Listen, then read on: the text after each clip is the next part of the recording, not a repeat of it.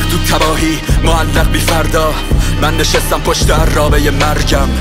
شلاقم از جنس آتیش، جاده ها پر از سرب از آهن اسبم. با درد که بی انتها شدیده، یه بیراه تو جاده ها رمیده بود. دستمو کردم تو سیاهی، فهمیدم مرز بین دیدن و بلعیدن پدیده رو. تا بوفالوها گذشتن از کنارم، این بیراه های پر از سنگ و لاخ. شکستن استخون چرخ عرابه رو، اما ادامه میداد اسب آهنی. لخت لخت جون، هوای کدر، زرد زرد نور بعدمه. تنفس جرم، آبشار خون، روریه یه ترکیده یه زمین سرنگون. گذشت تا تالار اول، بازار پرچما و کارزار و خطر و تباهی. خوک خوک و میدرید پوک و سخون مرده ها، زیر سم اسبم خورد میشد در کنار. خوک های سیر، دست ها رو جفت چشا، میریزن اشک سوک بالا سر کشته ها. افسار کشیدم سرعتم شکم، شیهه رو شنیدن و زل زدن به من. حمله میکنن بهم، گیر میکنم تو شن. میزنم شلاق و میکنم هی عرابه در نمی یا فرو میرم بین شن. نزدیک شد خر و خر تا در اومد از تو چاله اسب آهنی به سمت تالار دوم. گله گرازای گنگ، همون تالار زندگی که با سای پر شد.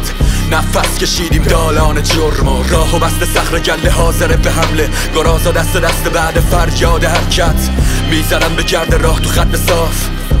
با شعار جنگ تا افتخار، جنگ جنگ خون خط صاف. سنگ از تو صخره میشد پرتاب، لنگ لنگ گرازا به پیش. اونا حتی ندیدن اطرافشونو، گرازا ندیدن کجا میرن. اونقدر غرق بودن که حتی سوالی نموند. دونه دونه میخوردن تو صخره، صخره ها ریختن اما گرازی نموند. رسید به تالار سوم، تالار عشق. بدون چشم که پاره آشلاش آواز سحر میخوندن. فریاد کشیدم به پیش بی نقاب، اسبم پاشو کشید روی خاک. ادامه رو پیاده میرم، پشتم گلای مرد پیشگیر خار. بعید این مهیب جا بشه اصلا، تو کلمه ها جاکش رنجن. تو کل این تابش دزدم، وقتی که رسیدن ارضا بشه تنزن. اما با اینم از خودت برکام، از سوز تو رو خوب میشناسم. بدون تو جسارت میخوشه، منو ورم داد تا لباسم بیفته. انگار افتادم از ارتفاع، چشامو باز کردم معلقم تو هوا. نمیدونم تا کجا قراره ادامه بدم بین استراب.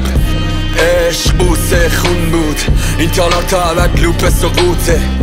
واسه ادامه جنگ رسید اسب آهنی و عرابه مرگ. غرق تو تباهی معلق بی فردا، من نشستم پشت عرابه مرگم.